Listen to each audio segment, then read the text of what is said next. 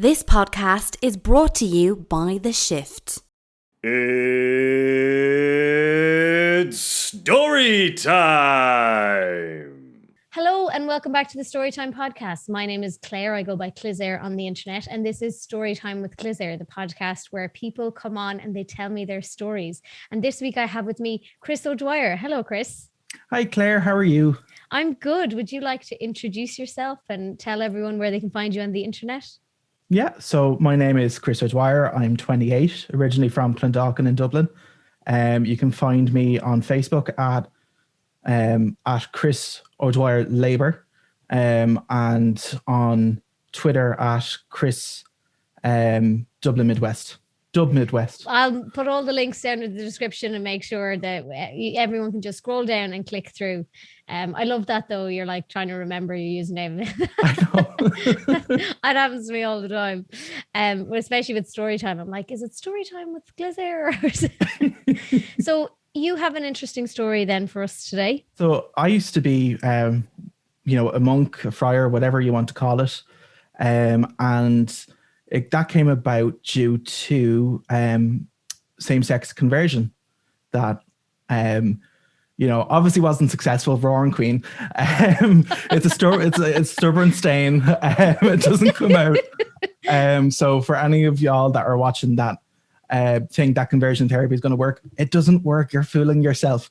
So in 2013, I was in a relationship with a guy, and it turned very toxic very quick. He was a lot older than me. I think I was only 19 at the time, going 20. Had just moved out for the first time. Was working a job where I could actually afford rent. Imagine rent used to be 400 quid a month. I know that's back in the day. So I moved out, and the relationship became very controlling because it was more away from my parents and my family and my support networks. I just want to emphasize I wasn't living with him, but he had a great deal of control over my life. So after a particularly nasty incident, trigger warning, I was raped by him twice, and that really affected my mental health. It made me feel very, very depressed. I did have a suicide plan. It didn't work. Here we are. And I'm sorry to hear that now. That's intense stuff to have to deal with. Yeah, if like looking back at it, I'm just like, Jesus, where did I get the strength to deal with that? How did I cope? But like I just remember randomly getting a text a few days later from my mother to say that she's watching Mrs. Brown and she really misses my laugh. And then I don't know what overtook me, but that night I just got as many black sacks as possible, packed up all the shit in my room, texted her saying, I'm coming home and I'm coming home tomorrow. So I went to work the next day as normal. I finished my shift at 6:00 and I got straight back to the house and haloed a taxi. It was Halo back in the day. And I feel so old saying that because... Yeah, well, I'm also like, I think Halo was a better verb.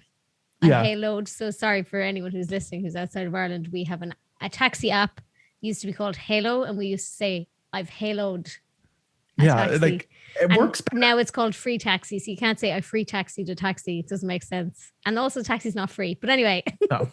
back to the important story. So yeah, I literally just threw everything in the back of the car, and half an hour later I was back at home in my parents' box room because my little brother had usurped my bedroom. I had the wonderful attic space to myself before I moved out. So that didn't fix my problems though, because I didn't address the root of the trauma. The trauma was still very much there. The wound was there. And I continued to experience suicidal ideation, depression, and just wanting to numb the pain. Huge problem with alcohol at the time. Not as much now, thank God. I still enjoy a glass of gin. But this was 2 or 3 bottles of Captain Morgan's in like a weekend sitting. Oof. So it was heavy. It was heavy. So a person that I knew in my life, who was religious, suggested this youth retreat to me. And I'm not going to name names because I do not want to be sued by anyone in the Catholic Church. Thank you, Panty, for teaching me that one. So I went along, and I was just like, okay, yeah, this is pretty lame, actually. Load of young people in a school hall in the middle of nowhere, sleeping on the floor at night. And I was just like, yeah, no, this isn't for me. But then as the week progressed on, there was a talk about confession. So I just went to the confession talk and wasn't really moved by it. I was going to go back up to the sleeping area and just watch a bit of Netflix. But before I could do that, they got up and they did this drama performance. It was set to a song. I'll actually send you the link to it, so you can see for yourself how kind of manipulative it is, especially to younger people, because like there was a lot of under 18s there, and like if you remember your puberty ridden years, you know, there's a lot of questions that you have about yourself, and I think that just plays on the insecurity of it. Yeah, so if you could just describe it, just in case I can't use the footage. Yeah.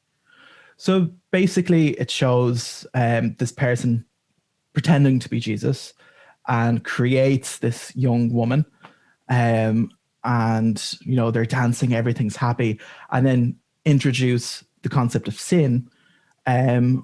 So, you know, she gets vain, she becomes vain, she falls for a man who breaks her heart, she dabbles in drugs, she dabbles in money, you know, all of these, you know, negative traits that the church likes to call sin. And she becomes depressed, she becomes sad, she tries to kill herself, but then all of a sudden Jesus saves her. And like it is very, very dramatic, because she's actually been physically bed up in front of you by the physical manifestations of these sins. And it's just like looking back at it, I was really struck by it, you know, and I think that's due to where I was mentally and emotionally, as well as just being, you know, very low in myself. And would you consider it kind of propaganda-y maybe? Yeah, no, 100%. Like, you know, that tends to be very effective in its messaging. Yeah. Like looking back at it now, like it was reminiscent of something you'd see at the Nuremberg rally. You know, it was really, you know, it caught you, and I wasn't the only one that was affected by it. And then, you know, you're let loose then on a bunch of priests. So there was like 50 or 70 priests all set up in these ad hoc confessionals.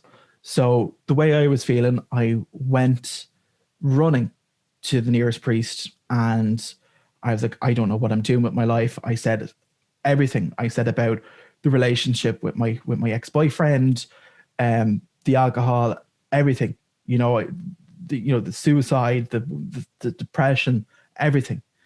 And he just focused in on the gay stuff and said how I was going to hell, how, you know, God will give me AIDS, and all these horrible things that as an impressionable 20-year-old, you don't want to hear. You definitely don't want to hear, but it's also very surprising to me because your story starts in 2013. Like, that's not that long ago.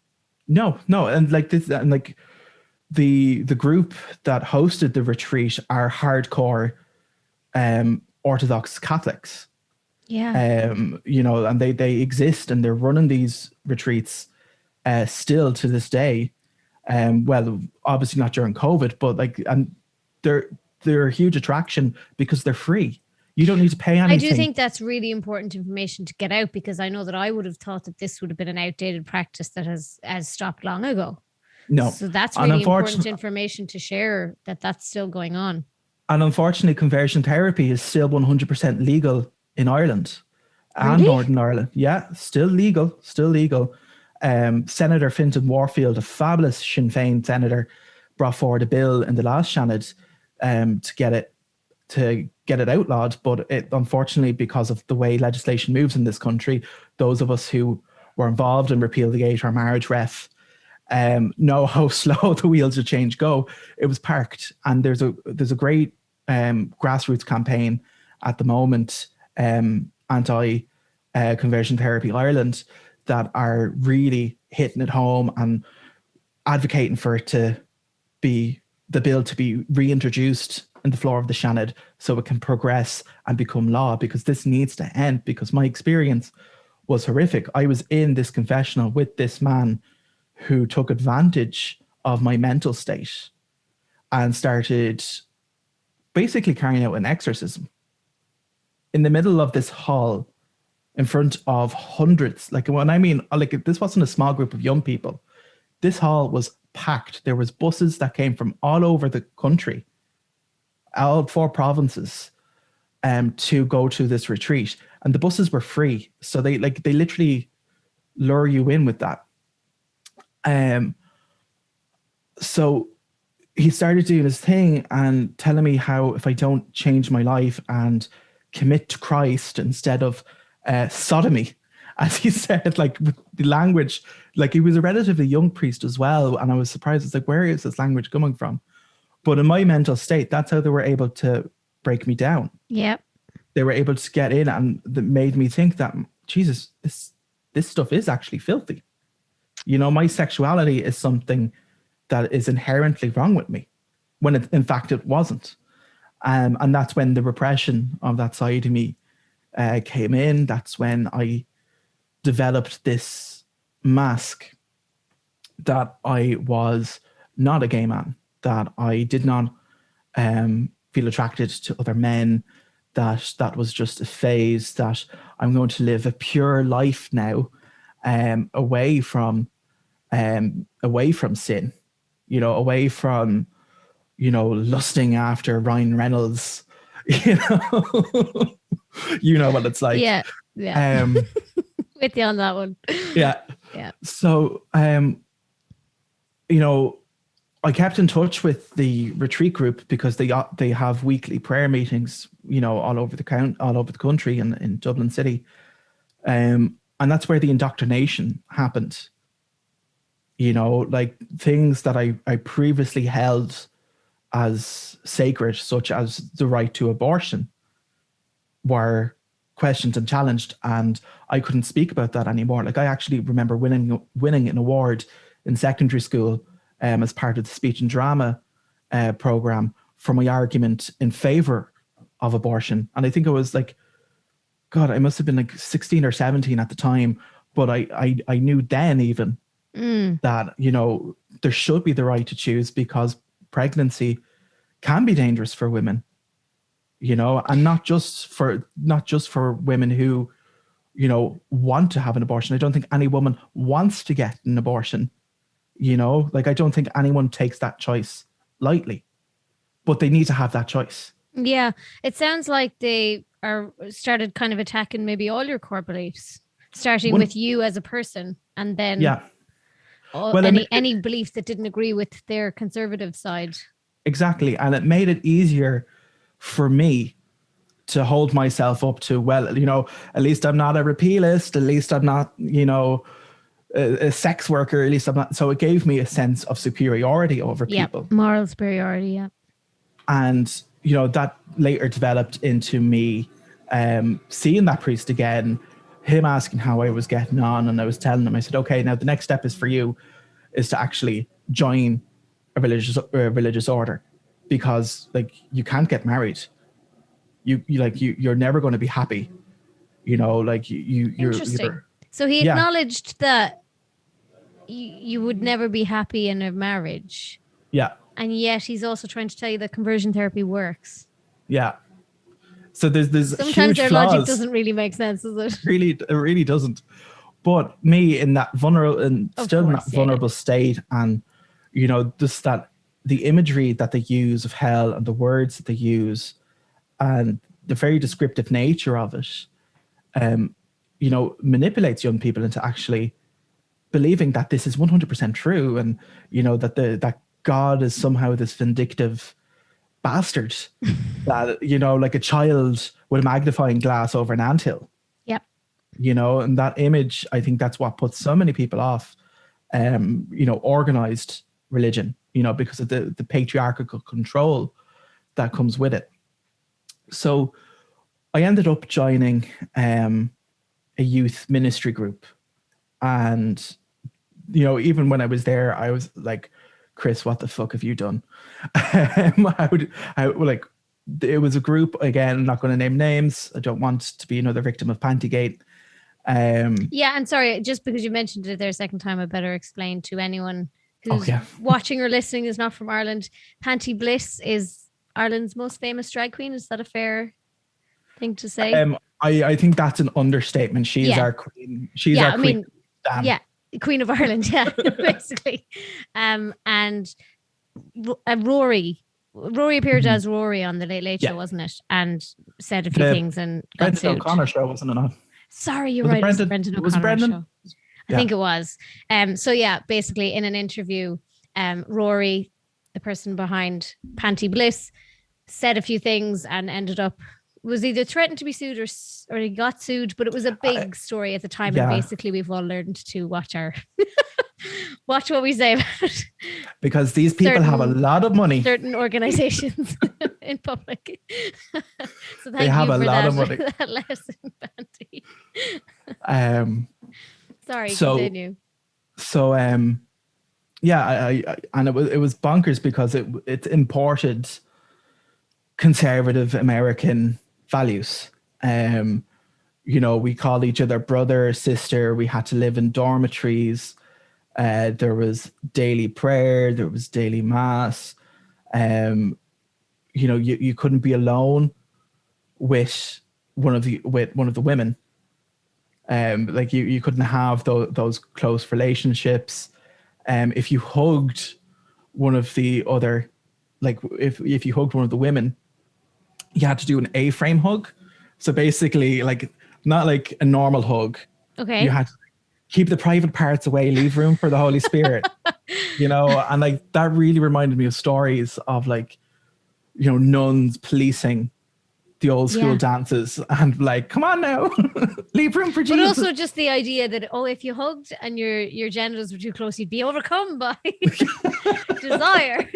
No, not animals. And like, it was really bizarre, and it kind of hit home the toxic masculinity that exists within religious groups, because during a part of the training, the men were taken off into the woods, and we had to strip down. Not completely, and we were marked for execution. What? Yeah, so basically they wanted us to like experience what it was for Jesus, or like they were comparing ISIS was a big thing at the time, and they were like, think about what the Christians in the Middle East are going through now. And it was just like, firstly, we're all cis white men in the middle of Galway in a fucking forest. Yeah. It's not quite the same. And you're putting cement on our chests. That's not the fucking same. Is that how they marked you guys? That's how, yeah. So basically, the head of the mission group marked us with a sign of, like, very roughly, like slapped the concrete into our bare chests, and, you know, in the shape of the cross. And it was really like, Jesus, what did I do to myself? Like it was bizarre. And then we were led out one by one into a part of the forest, half naked, in the middle of the night, in the freezing cold, and left stood there to contemplate our own death. Whereas I was contemplating, right, if I walk an hour, I get to Athenry, I can just get on a train and go back to Dublin. Yeah. You know? That sounds so odd. And like, I feel like there's a lot of discourse around cults, but sometimes you describe things that happen in a verified religion and it sounds pretty culty to me. Like that sounds pretty culty to me. It was very culty because you know, again, you had that sense of superiority because within the wider community, the people that were, you know, selected to be missionaries were seen as something higher. As something to aspire to. So you're nearly like kind of martyrs as well, then being out, being like thinking about and we are sort of at one with Jesus or whatever. Also kind of sounds like a hazing though as well. Yeah, it does. It does. House hazing. You know, but at least that ends in beer pong. This ended in us again having to strip down at the end of the week and all being forced together into a collapsed tent. Now, the gay in me... I was going to say, you weren't allowed to hug the women, but you're allowed to get into a tent. the gay in me was just like, happy birthday. And then we had to be called out one by one. And when we got down, like, you're going to think I'm completely making this up. But when we got down to the clearing, where all the established members of the tribe were, so the male staff members, we got doused in oil. Okay. And, you know, we had to stand on the platform and they had to lay hands on us and they prayed over us. And there was all this like shamalama, like people talking in tongues. I was like, okay, yeah, I've gone down the rabbit hole here. Like looking back at it, I was just like, how did I not pack my stuff up and leave that night? Because like they were a very charismatic group. I also feel like the participation of so many individuals like legitimizes it. So I feel like if I was there and there was so many other people really buying into this, that would sway me to be like, okay, I'm going to buy into this. But also there was a priest there as well. So that further legitimized it, that, hey, is this actually a ritual? And so, yeah. I'm so sorry, what was the oil for? Oh, the oil, it goes back to the gospel and the Bible. It's all about, the anointing with oil. Oh, okay. So we were being anointed that night. It was like our graduation because I think it was the next day or maybe a day after, we got put into our mission teams. So the mission teams were set up that there was a number of women on it and a number of men. And the men formed a brotherhood and the women formed a sisterhood. And looking back at it, it was actually very misogynist because the sisters had very defined roles, very feminine roles. And I was just like I'm not one bit butch enough to do anything. Like I can barely put a desk together from IKEA, but yet I'm meant to be the provider. Like it didn't so they kind of sense. had like more cleaning roles maybe, and you guys had like more building roles. Is that? Yeah, I think that's a fair estimate of it. Like it was, their role was more, I don't want to use the word passive because like some of the women that were on my mission team were actually, very remarkable individuals, that were just like, amazing people. It just sucks about their outlook on life and their worldview because it was very conservative. And, just out of curiosity, do you have any sort of insight into why other people might have been there? You see, I was one of like 5 Irish people there. So in the States, Catholicism is so low in the States. I think it's at 1% or thereabouts of the entire.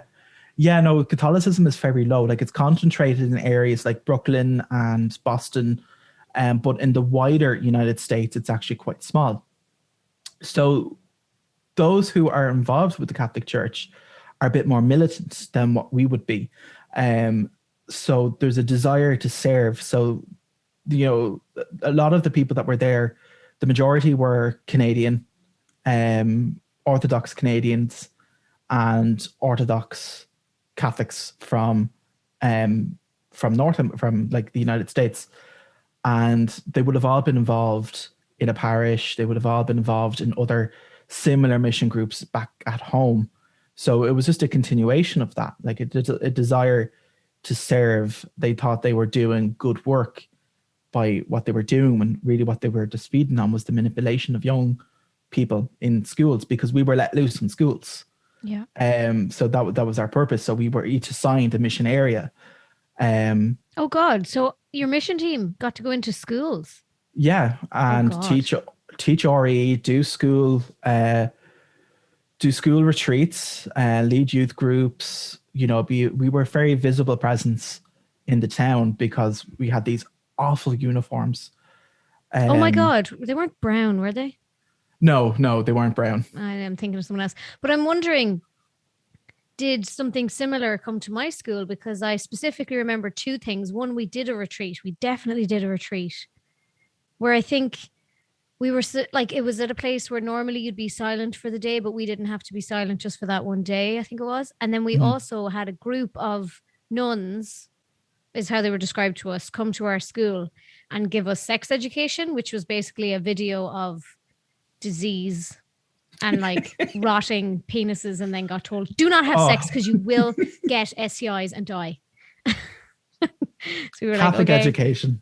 So yeah, I'm wondering, was it something similar or like probably something similar, but unfortunately there's a lot of groups you know, in Ireland that operate that, and unfortunately a lot of our sex education comes from the Catholic Church still, which is crazy. Anyway, sorry, continue.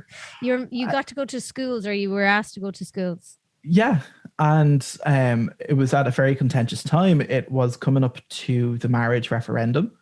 I was the only Irish person on the team. So the kids were very interested in what I had to say. And just out of curiosity, did your team know about your past, or because obviously you weren't identifying? God, no. Obviously you weren't identifying as gay while you were as part of that. But I was wondering, did they know previous? No. For all they knew, I was, you know, a beer drinking, stereotype.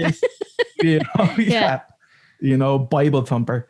When realistically, I was a Lady Gaga obsessed little fairy. No, they didn't know, and it's something that I kept very, very private. Of course, you know, because I knew that if I had told anyone, well, one, I wouldn't have been allowed on the mission group. Two, if I said anything during the year, I would have been dismissed and sent back home. And three, I just kind of knew that this is a don't ask, don't tell situation, like what the US military had for many years.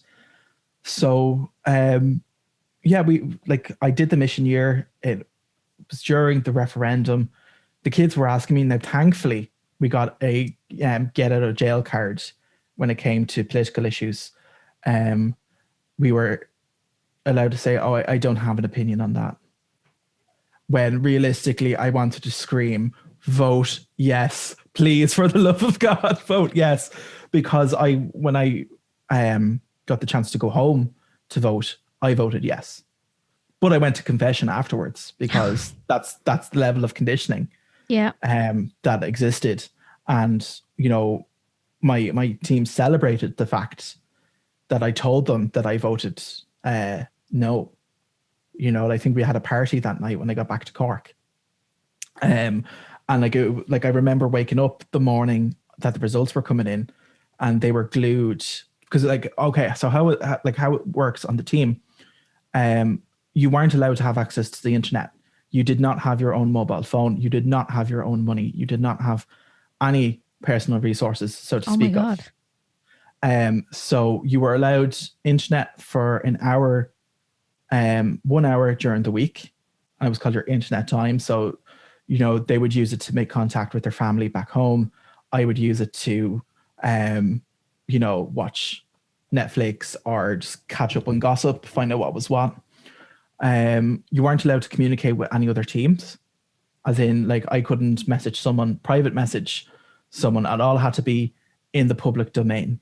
And when we were using our internet time, we couldn't be left alone in case we decided to look at porn or, you know, anything that was considered harmful to the spirit. Yeah, could they jump in if you were doing anything they didn't like? Could they jump in and take it off? Yeah. Oh, wow. Yeah, pretty much. Like even I remember during the training, I brought my DVDs with me, and they went through the DVDs, and the only DVD that I was allowed to show publicly was Invictus. Wasn't allowed to show Black Swan because of the lesbianism. Certainly wasn't allowed to show the Rocky Horror Picture Show. I think that would just create. What do you mean show them? Sorry, you weren't allowed to keep As them. in we had, if we had a bit of free time, we were allowed to watch a DVD as a group. Oh, and you had to do all that stuff as a group. Okay. Yeah. Like in many ways, it gave me a great sense of community, but it was another form of restriction. It was policing, almost like what you've seen happening in Soviet countries, where neighbor was against neighbor. In order to, clear themselves of suspicion, they would basically rat everyone else out. Yeah.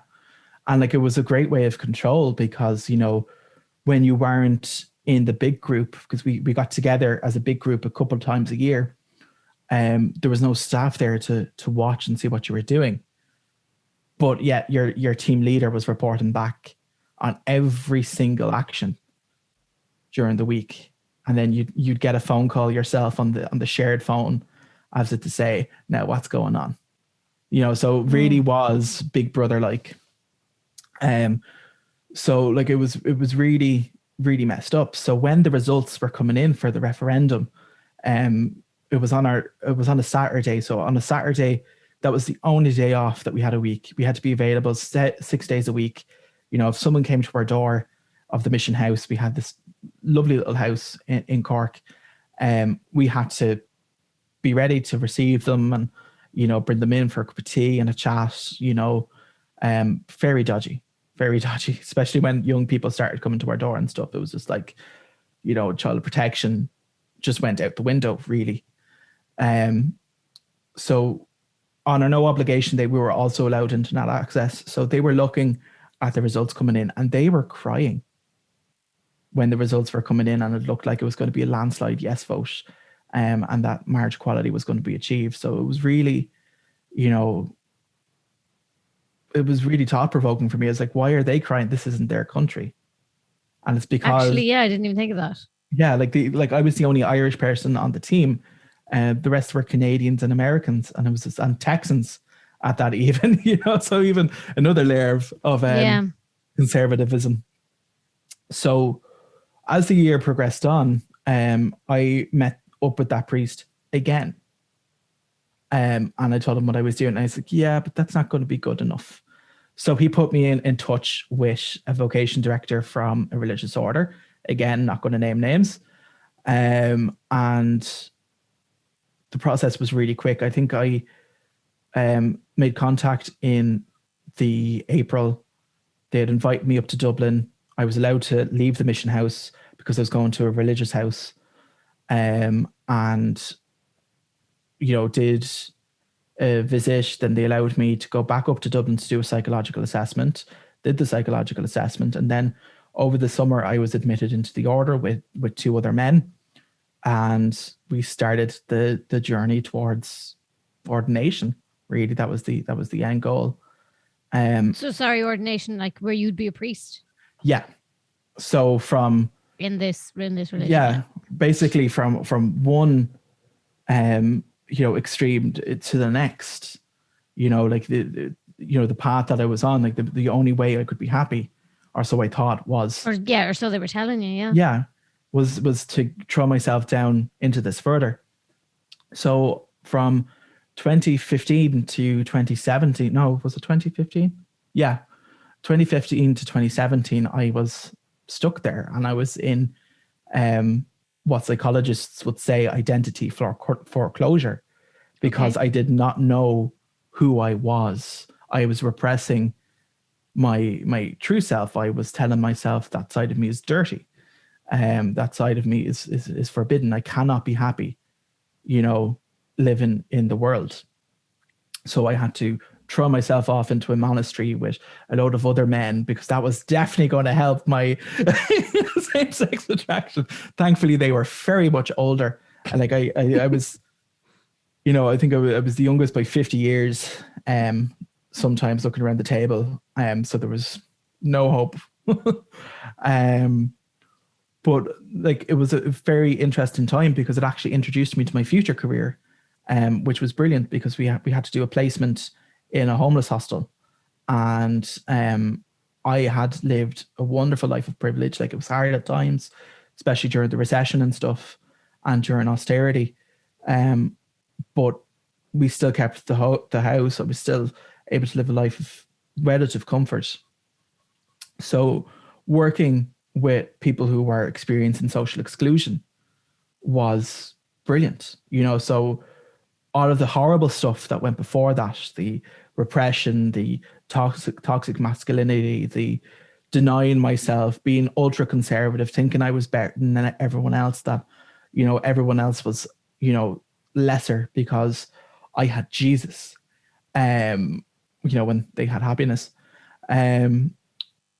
So when I decided to leave, how that came about was after being there for nearly 2 years, living the life, getting up at 6 a.m. every morning for morning prayer and mass, going to bed after night prayer, working in the friary during the day, going around, beard, sandals, robe, everything.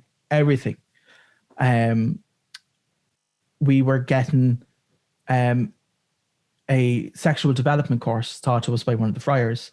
Now, in my opinion, he's the only person that was qualified to do it because he had actually trained as a sex therapist, because he was over in a mission area and he identified that domestic violence was a huge issue where he was in Africa, and he wanted to do something about it. So he actually trained as a psychotherapist, then did the add-ons to become a sex therapist, and like a wonderful liberal character in, that whole conservative side of things.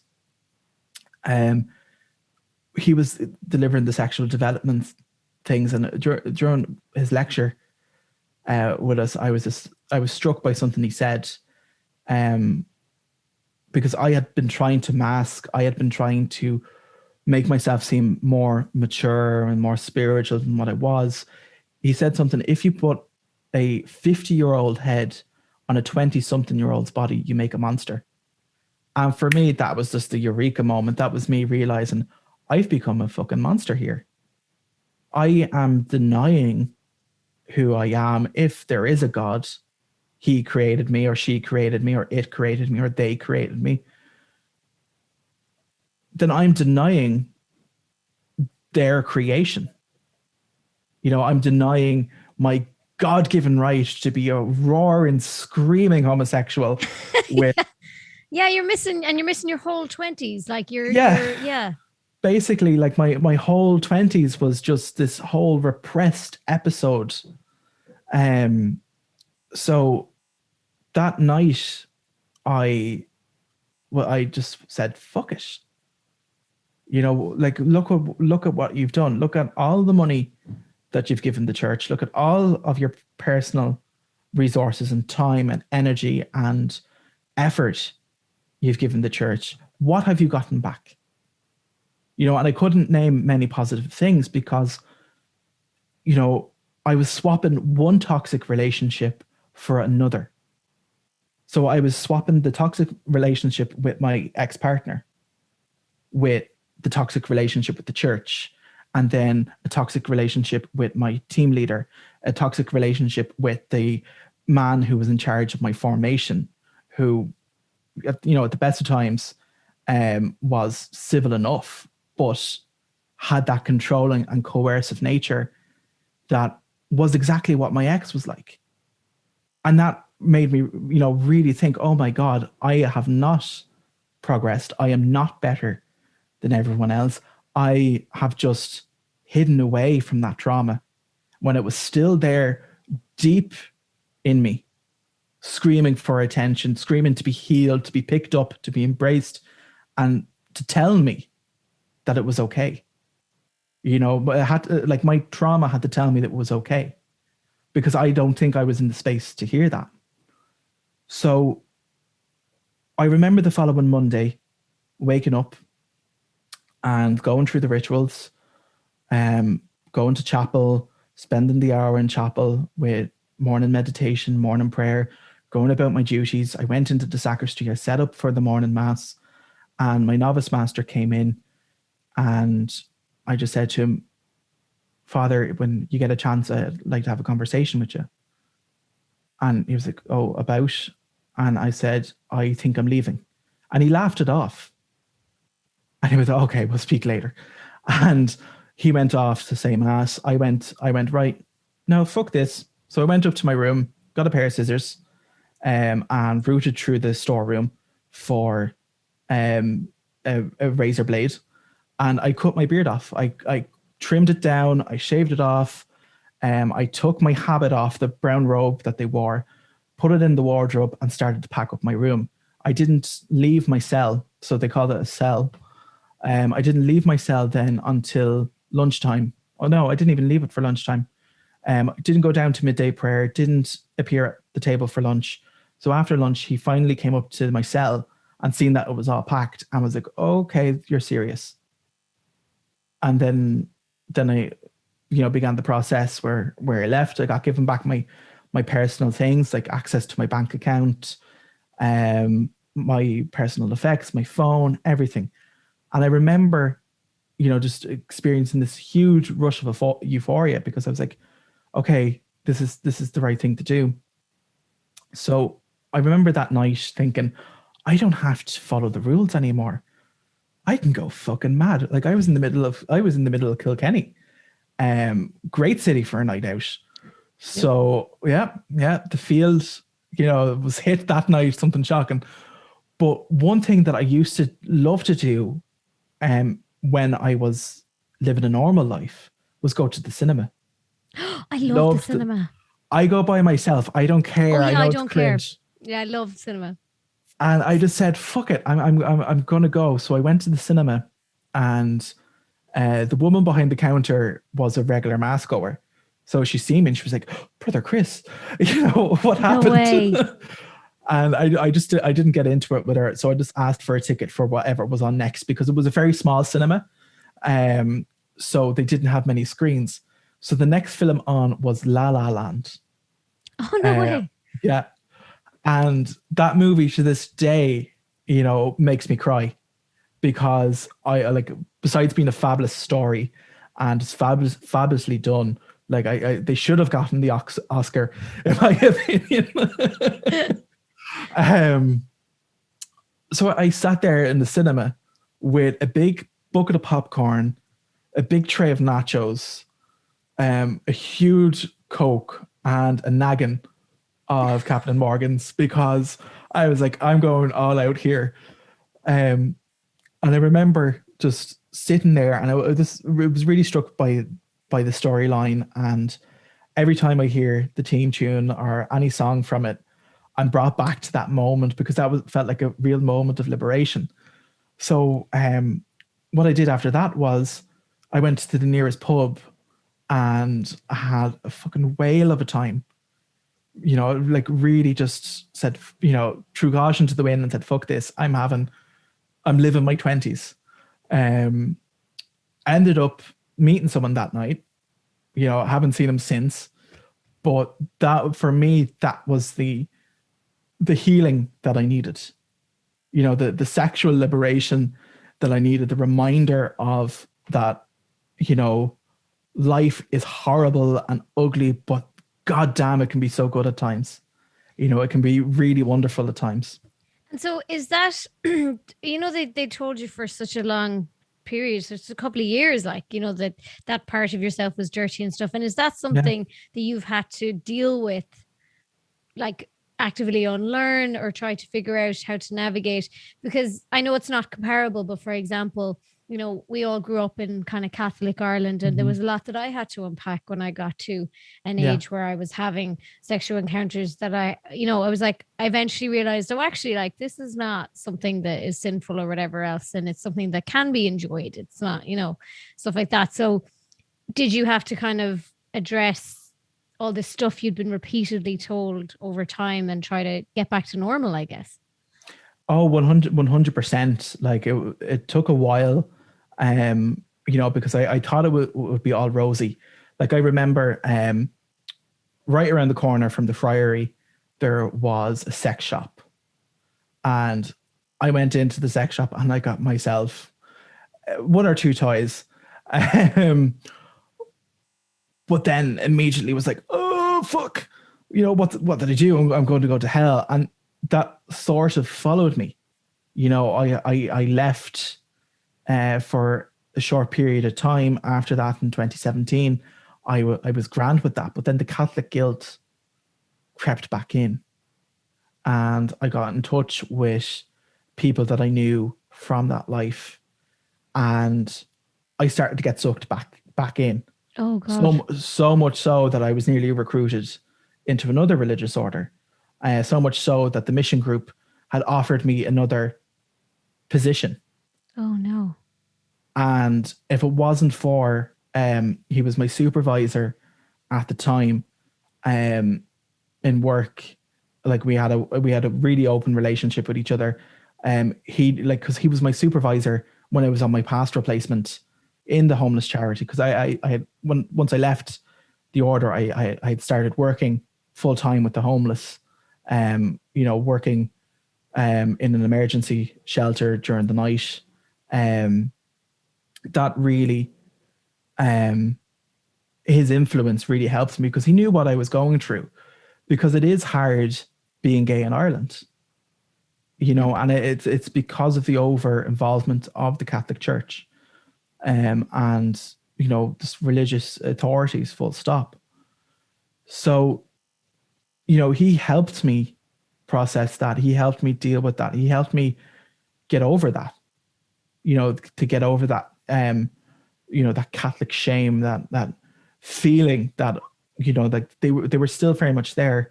And it's still something to this day that I go and speak to a therapist about, a proper licensed therapist, not a quack who has a, online diploma, like someone who has actually spent time perfecting their craft and perfecting the science that goes into counseling and to, dealing with trauma, because it was something that I just didn't address. I thought it would be fine. And it's something that followed me into relationships since then. I've had, some wonderful relationships that have ended very abruptly because of it, because of that shame. Like it's still very much taints everything, like it's looking back at it now, I'm 4 years. Is it 4 years? Yeah, 4 years gone out of it. And it's been a wonderful 4 years. Like it's been a very healing 4 years. It's been a 4 years where I have found happiness. I have reconnected with people that I lost because of me not dealing with my trauma. I've reconnected with politics. I'm now a local area representative for the Labour Party. I'm actively working to make my community better. I'm working on policies that will make homeless services more inclusive for LGBTQI youth. I'm embracing who I was meant to be. Like I'm still learning, but that influence doesn't leave. Every time I hear the Angelus, it's like my Vietnam War, and I look off into the distance and I'm getting flashbacks of holding the thurible chanting in Latin. Like it does follow, but it doesn't have the same power over me now. And I think that's the important thing. The important thing is that these influences that we have in our life, be them religious or cultural, they hold power over us. And if we don't look at them objectively and be like, okay, what do I believe in this? Do I actually believe in this? Why am I doing this? Then we just keep falling into that circle, because for me, it was protection from trauma. From others, it's fear of being who they are. I seen the cause of my trauma as my sexuality, when it wasn't. It was because of a horrible man who decided to take advantage, who should have, protected me as my partner, but decided not to and ignore my wishes. And I swapped him for toxic relationships that debased who I was as a person, my dignity, which we all have. And if you look at discourse around abortion, around same-sex marriage, even around COVID and the religious aspect of that. It's all about control. It's all about asserting that authority of what I call the dying wasp. Like until they change, nothing good is ever going to come of it. And I don't think that's going to happen in my lifetime, because I've been there. I've been inside. I've seen what they're like. Like, I remember sitting at a table after Sunday Mass where they preached about tolerance and love. And then as soon as we get in, they're using slur words about people of color, against women, against people in same-sex relationships, against trans people. Like, I think I heard the T slur more times out of a friar's mouth than I did out of a standard bigot. Wow. So, like, if we give the power to these entities, and we give them the control, whereas we need to. Sorry, I was just going to say, but just for that does surprise me, because I've never really understood the stances that maybe religion takes on things like gay marriage or, things like that, because they do preach love a lot. And to me, that is the opposite of what they preach. But I am surprised to hear that it goes that far behind the scenes in the other direction, that they, actively don't practice what they preach, if you know what I mean, because now they're sort of pretending that the church is really inclusive, because I feel like, in my opinion, they need to do that in order to stop losing people. So there's lots of churches now pretending that they're open to everyone and that they're all love and inclusive, yet they will still vote against these things, or still encourage people to vote against these progressive policies. But I'm shocked not only to hear that the practices are still ongoing that you had to endure, but also that it is so far to the opposite of what they like to tell us where they stand. You know what I mean? That they would go as far as using slurs and things like that. And and racism is another shocking one, that it shouldn't be shocking, but again, it's all about the public perception versus what is happening behind the scenes. Exactly. I heard a priest give a homily where he mentioned how great Black Lives Matter is as a movement, and then use an outdated term to describe behind the scenes. And it's just like, what the actual, and it's hilarious. Like, if you look at people who use like the book of Leviticus, because one thing I did when I left was actually pursue a degree in theology part-time, because I wanted to understand why they were like this, and they use Leviticus a lot, but the word homosexuality wasn't introduced into the Bible until the 1940s. And that's the thing. Like, and they use the story of Sodom and Gomorrah, but historically speaking, that was a story against not being a good host or being hospitable to people who were visiting, because like they wanted to know the angels. These were a group of men and women that wanted to, and like the biblical word know, as in to, have carnal knowledge. If they were a crowd of homosexuals, why did Lot offer his daughters? I'm laughing like I know what this story is about. By the way, I mean, I recognize the names. I just don't know that particular. I don't know any Bible story. Let's be realistic. You're lucky. Personally. You're lucky. I remember a few. Was the ones that when I used to be forced to go to mass as a teenager. Yeah. But I do know the Leviticus. Yeah. Conundrum, and I years ago made a sketch on my YouTube channel. I seen that sketch. That sketch actually, I think, came out when I was still in religious life, and I laughed so hard because I wasn't meant to have YouTube. I thought you were going to say it went around and they were like, look at this. No. And I was like, oh, that's amazing. That's going to be my claim to fame. But yeah, I did a sketch, and basically it was the things you couldn't do, and that was the whole joke. So I downloaded a Bible app and tried to get myself up to speed on what Leviticus technically says you can and cannot do. And I was like, well, if you know, you can't do all these things. Are you wearing mixed fibers? Yeah.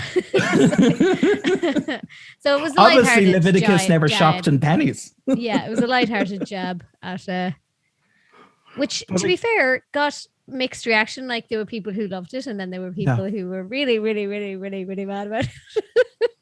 But like that's just the thing. Like, why are they getting so mad? Yeah, why so mad? Yeah. Thank you so much for sharing your story. It's a really, really illuminating story, as I said, and like I think it's really important to get out there, because I definitely, through a lot of these podcasts, like I'm coming to realize things happen that maybe you think don't happen anymore, or you know, there's lots of things going on behind the scenes. So I think it's really important to get out there, and hopefully people will learn something from your story anyway, and maybe avoid or be able to navigate it themselves. But thank you so much for sharing. Thanks for having me on. Like I'm a huge fan of your sketches, like your Oscailga sketches as well. Like I must do a few more of them now. I haven't done one in ages. I've been trying to think of one. I quote your Ruddy Donna a lot. Taught me a lot. Yeah, so just for anyone who doesn't speak Irish, I have an Irish language video where I teach people how to say the bad words, the bad things, the rude things in Irish. Yeah, which got got age restricted back in the day when YouTube used to age restrict things. So it's age restricted, so only over 18s can watch it, which I think is so funny. But thanks very much for saying that. Thank you so much for watching or listening. The Storytime with Clisare podcast has a video version on YouTube, and it also has audio versions on Amazon Music, Apple Podcasts, Google Podcasts, Spotify, and anywhere else you prefer to get your podcasts. Thank you so much, Chris, for sharing your story. Thanks for having me on. It was great talking to you. And see you next week. Bye. This podcast was brought to you by The Shift. For more like this, check out theshift.ie.